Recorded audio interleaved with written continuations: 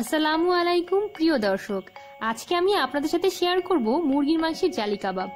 খুবই সহজ এই রেসিপিটা, কিন্তু খেতে দারুণ মজা। আশা করছি আজকের রেসিপিটি আপনাদের ভালো লাগবে। আর তার আগে যারা এখনো আমার চ্যানেলটি সাবস্ক্রাইব করেননি, প্লিজ সাবস্ক্রাইব মাই চ্যানেল। অনেক সময় মুরগির মাংস রান্না করে খাওয়ার পর থেকে যায়, আর সেই মাংসগুলো দিয়েই তৈরি করে ফেলতে পারেন এই সুস্বাদু জালি কাবাব। আপনারা চাইলে কাঁচা মাংস দিয়েও করতে পারেন। সেক্ষেত্রে গোলমরিচের গুঁড়া ও লবণ দিয়ে মাংসটাকে সেদ্ধ করে নিতে হবে, তারপর ছোট ছোট টুকরো করে ব্লেন্ডারে ব্লেন্ড করে নিতে পারেন। একটা ব্লেন্ডার জারে আমি মাংসগুলো নিয়ে নিয়েছি। এখানে 500 গ্রাম মুরগির মাংস আছে। 500 গ্রাম মুরগির মাংসের সাথে একটা ডিম দিয়ে দিয়েছি।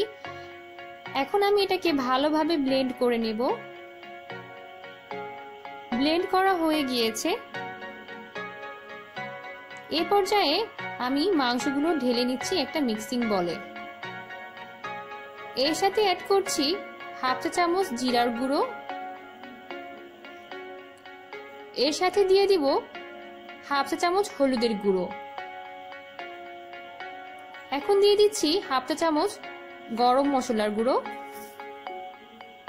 এর সাথে অ্যাড করলাম হাফ চা চামচ ধনিয়া গুঁড়ো। এর সাথে আমি অ্যাড করলাম চিলি ফ্লেক্স। এটা একটু বেশি পরিমাণে দিচ্ছি, আপনারা চাইলে কম বেশি করতে পারেন। তারপর দিয়ে দিচ্ছি হাফ চা চামচ আদা রসুন বাটা, 2-3টা কাঁচামরিচ কুচি, একটু ধনিয়া পাতা কুচি, আর দিয়ে দিচ্ছি হাফ কাপ পেঁয়াজ কুচি। পেঁয়াজগুলোকে আমি কিউব কিউব করে কেটে নিয়েছি, খুব পাতলা করে কেটে নিয়েছি। এখন আমি এর সাথে দিয়ে দিচ্ছি 1/3 কাপ টোস্টের গুঁড়ো। আপনারা চাইলে এখানে ব্রেড ক্রাম্বও ব্যবহার করতে পারেন।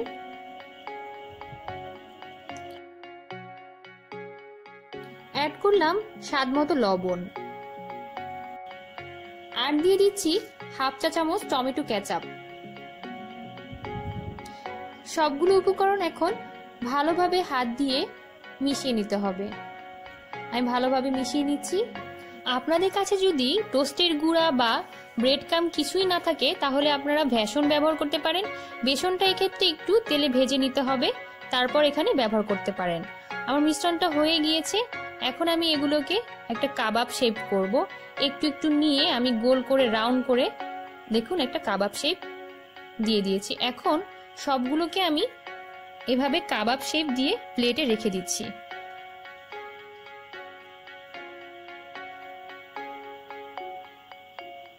কাবাবগুলো ভাজার জন্য ডিমের একটা মিশ্রণ তৈরি করতে হবে।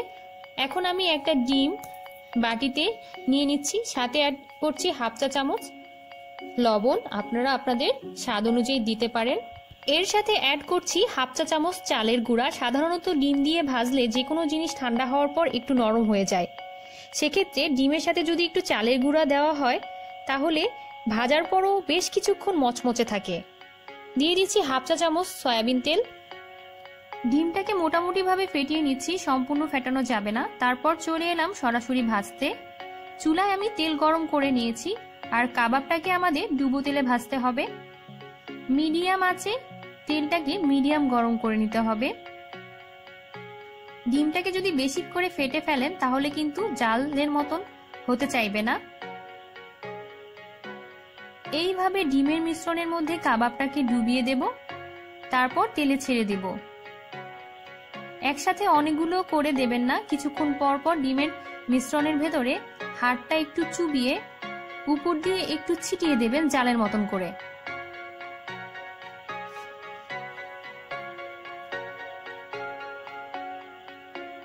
ডিমটা যদি বেশি করে ফেটিয়ে ফেলতেন, তাহলে কিন্তু এই জালটা সহজে হতে চাইবে না।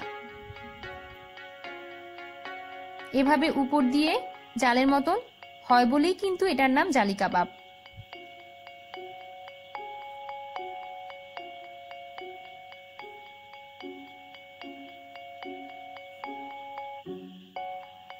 সাইড দিয়ে যে জালগুলো ছড়িয়ে থাকবে, এগুলোকে আপনি একটা কাঁটা চামচ বা কাঠির সাহায্যে কাবাবের গায়ে উঠিয়ে দেবেন। এতে করে দেখতে খুব ভালো লাগবে। সাইডগুলো উল্টিয়ে পাল্টিয়ে দিয়ে ভেজে নিতে হবে। এক সাইড হয়ে গেলে অন্য সাইডেও কিন্তু সেম ভাবে ডিমের মিশ্রণের ভিতর হাতটা একটু ডুবিয়ে উপর দিয়ে একটু একটু করে ছিটিয়ে দেবেন জালের মতন করে। খুব সহজে কিন্তু এই মুরগির এই জালি কাবাবটা তৈরি করা যায়, বেশি সময়ও লাগে না। অনেক সময় রান্না করা মুরগির মাংসগুলো খাওয়ার পরে অবশিষ্ট থেকে যায়। অবশিষ্ট মুরগির মাংসগুলো অপচয় না করে এভাবে তৈরি করে ফেলতে পারেন জালি কাবাব। তাছাড়া আপনারা কাঁচা মাংস দিয়েও তৈরি করে ফেলতে পারেন এই জালি কাবাবগুলো। সেক্ষেত্রে গোলমরিচের গুঁড়ো, একটু আদা রসুন বাটা আর একটু লবণ দিয়ে মাংসটাকে সিদ্ধ করে নেবেন। আমার জালি কাবাবগুলো কিন্তু ভাজা হয়ে গিয়েছে, দেখুন কতটা সুন্দর হয়েছে। গরম গরম জালি কাবাব খেতে কিন্তু দারুণ। আপনারা বাসায় আজই ট্রাই করবেন এবং আমাকে কমেন্ট করে জানাবেন কেমন লেগেছে। আশা করছি ভিডিওটি ভালো লেগেছে। ভালো লাগলে অবশ্যই লাইক করুন। আরো অনেক রেসিপি পাওয়ার জন্য আমার চ্যানেলটি সাবস্ক্রাইব করতে ভুলবেন না যেন। সবাই ভালো থাকবেন, সুস্থ থাকবেন। আল্লাহ হাফেজ।